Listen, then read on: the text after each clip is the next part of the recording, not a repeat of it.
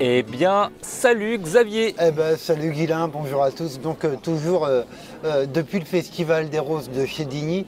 Donc là, on va prendre un petit temps pour que Bernard nous parle des menthes et des fausses menthes aussi d'ailleurs.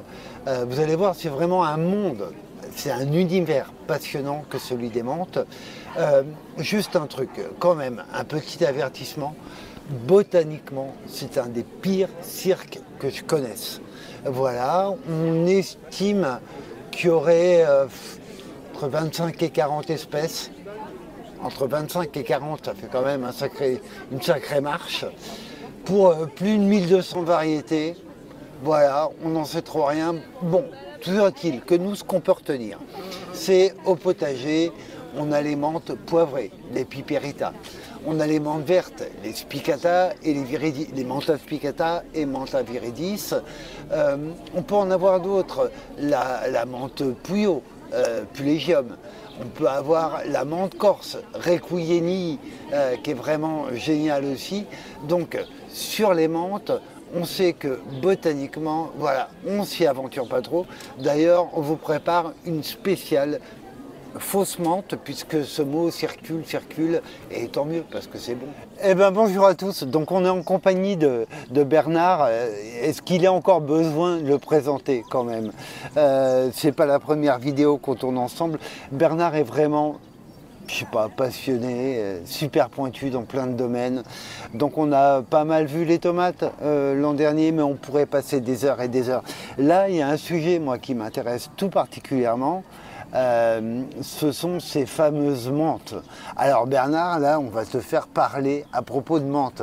Mais alors, desquelles tu veux que je te parle? Des vraies menthes ou des fausses menthes? Alors voilà, donc les menthes, en fait, c'est un terme mais qui recouvre une telle diversité, ce qu'on a vu sur cette présentation botanique. Donc moi, je propose que dans un premier temps, on parle du genre Mentha. Et après, on ira sur d'autres genres espèces, effectivement, ou dans le langage vernaculaire, on va parler de menthe, bien que botaniquement, ce ne soit pas d'authentiques menthes. Alors, est-ce que tu peux nous parler des quelques-unes que tu nous as amenées dans les vraies, entre guillemets, vraies menthes? Alors là, par exemple, j'ai la menthe pamplemousse. Ah ouais? Attends, parce que moi, des grosses feuilles épaisses. Je me méfie de la pub mensongère. Ah, vache.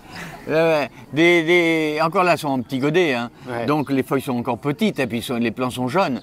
Mais ça fait vraiment des très grosses feuilles avec une tige un peu rougeâtre, tu vois. Mais tu l'utilises pourquoi, celle-là? Ah ben là, on peut l'utiliser dans les infusions, hein. En mélange, même tu peux mélanger plusieurs variétés, c'est encore... je pense, enfin personnellement je préfère mélanger plusieurs variétés, mais c'est très intéressant. Alors là par exemple, ça c'est la menthe pamplemousse, on a dit. Là j'ai la menthe citron. Alors elle est plutôt rampante. Ah oui, on voit. Donc, couvre sol. Elle demande qu'à s'échapper. Ouais. Ah oui. Le revers des feuilles est un peu rougeâtre, hein. Alors que la feuille est verte. Alors ça c'est la menthe. Alors c'est là. Spicata nana, la menthe marocaine. Ah ouais. Alors ça, je voudrais pas dire, parce qu'il faut pas être tranché comme ça.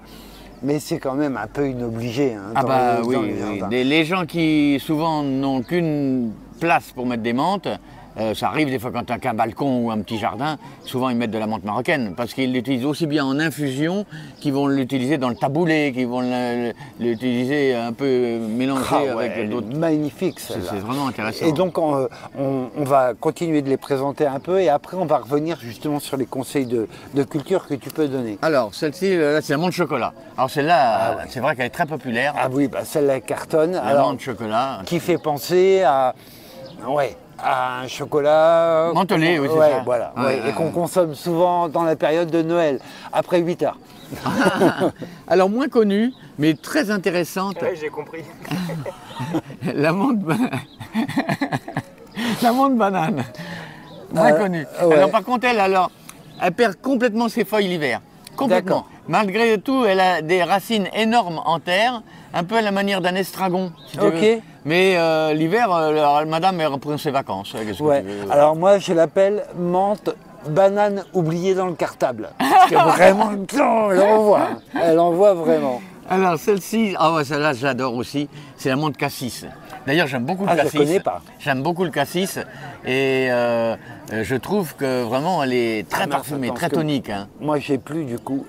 Très tonique hein, au niveau du parfum. Ah ouais. Très rougeâtre en plus, Ouais. hein, de feuilles comme de tiges. Hein. Hein. Alors là, qu'est-ce que je t'ai mis également? Ici, c'est la menthe Morito, bien sûr. Ah bah voilà, celle que tout le monde attend. Donc menthe Morito, bah, on parlait de la complexité botanique des menthes.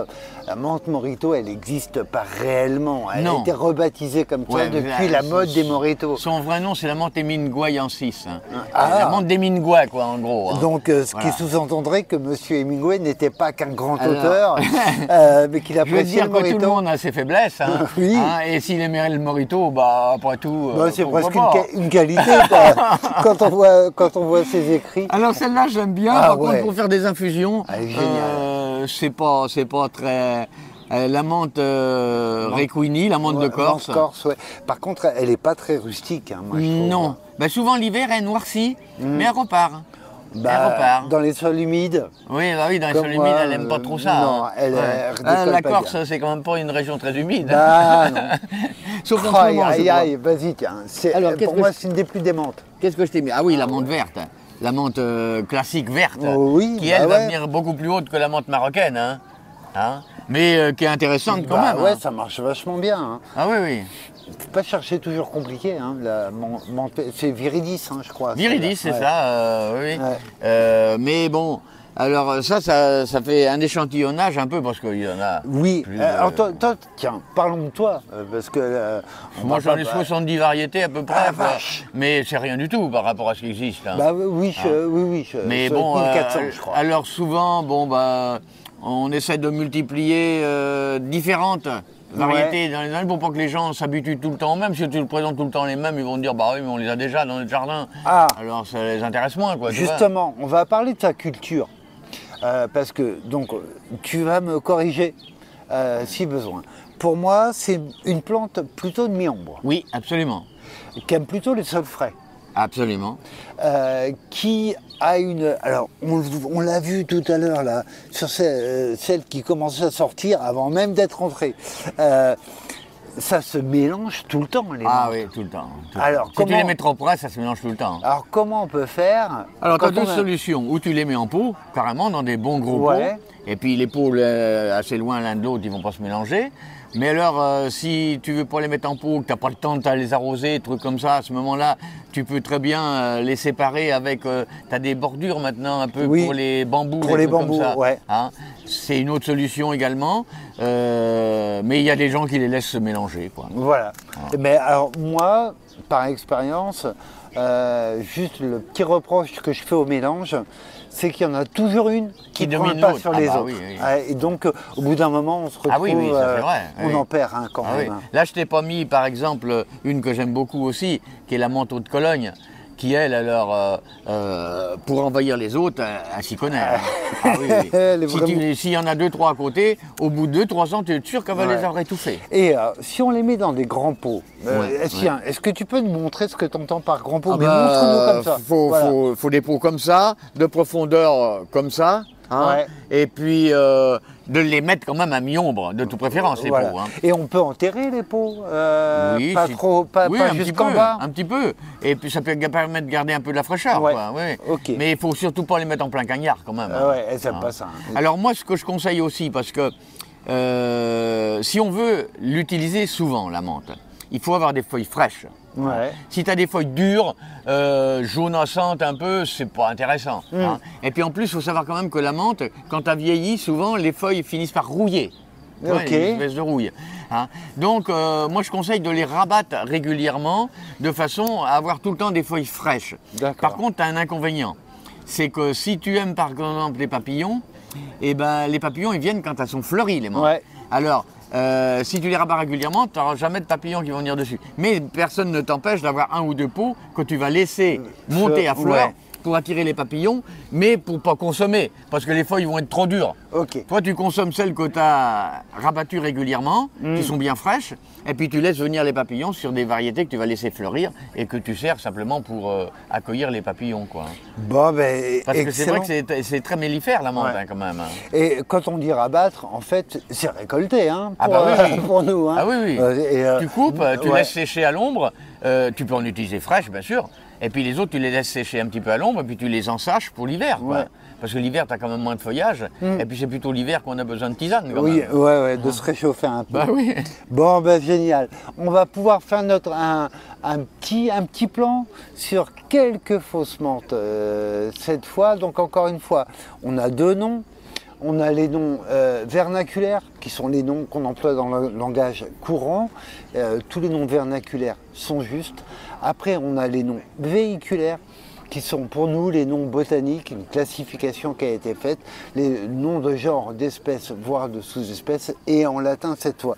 Alors là, on va sortir du genre Manta. Alors, effectivement, dans les fausses menthes, parce que tu vois, il y a toujours des faussaires, hein, finalement. Oui. Que ça soit là comme d'ailleurs, il y a toujours des faussaires. Je t'en ai sélectionné 3 variétés qui sont un peu des fausses menthes.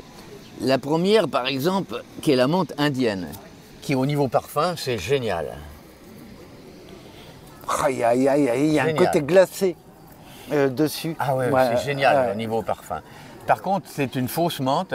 Hein. Le problème, c'est que c'est une fausse menthe qui sait se débrouiller parce qu'elle appartient quand même à la même famille. Ah, c'est une À menthe. la famille des lamiacées. Ah, c'est de la miacée, ok. À la d'accord. famille des lamiacées. Donc, c'est une sarriette en gros. Saturea Ah, ouais. douglasis. Hein. Ah oui, c'est pas orthontif, c'est Voilà. douglasis.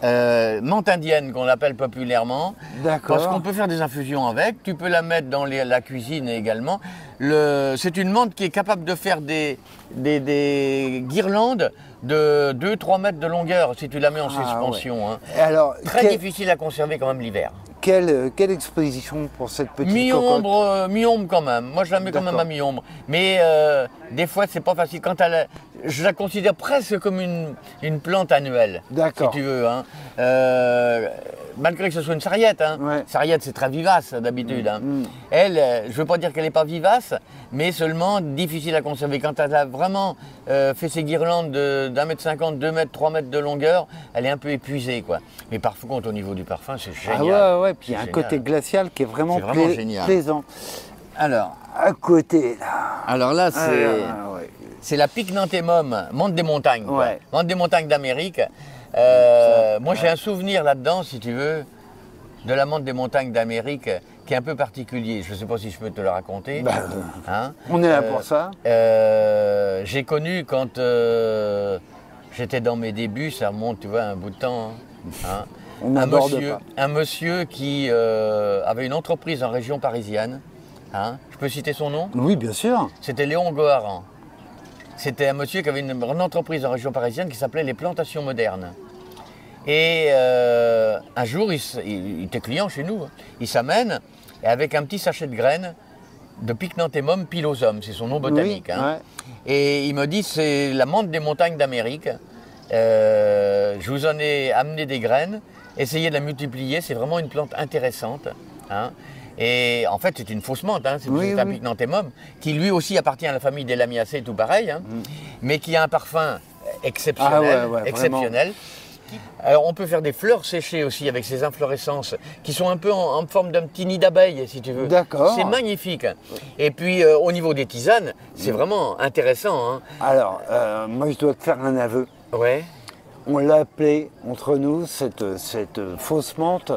Et là, je vais citer une marque de soda, et c'est pas bien.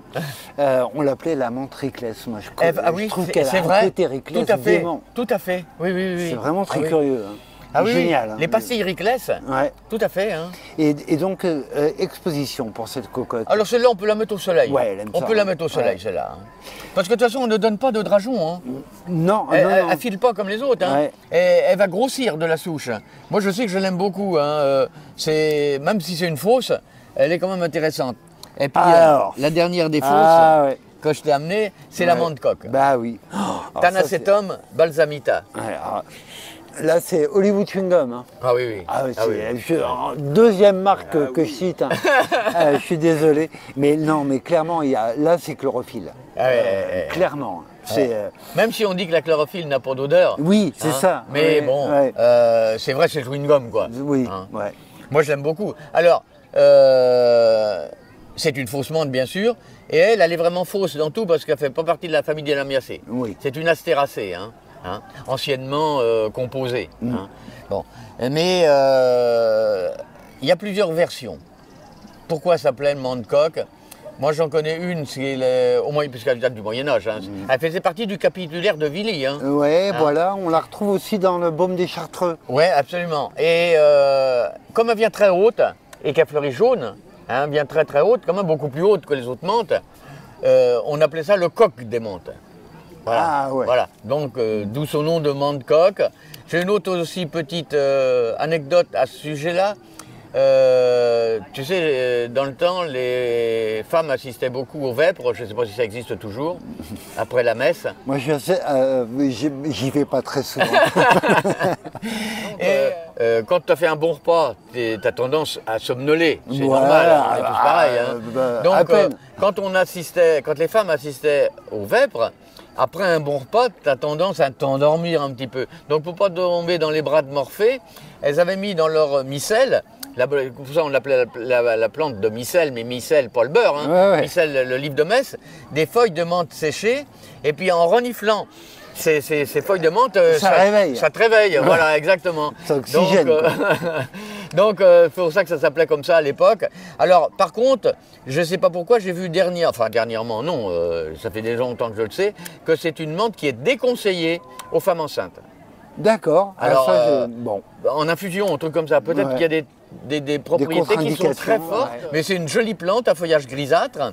Et puis, C'est sidérant ce côté, oui. ce côté chlorophylle. Ah oui. Vous allez entendre en direct le A de Guylain, parce que c'est vraiment. Ah ouais. C'est quand On même sent vraiment la incroyable. texture du chewing-gum. Là, vous avez quand même 3 parfums avec ces 3 Ah bah oui. menthes, 3 parfums extrêmement puissants, Ouais. des expositions qui peuvent être différentes, des rusticités différentes, Ouais. certaines ne sont pas colonisatrices. Donc voilà, on a plein d'avantages, comme d'habitude, avec cette idée de diversité. Et vous avez un sacré avantage à retrouver Bernard sur les fêtes des plantes ou sur le site d'Hortiflore, parce que vous allez voir, diversité, ce que ça peut signifier quand on est vraiment dedans.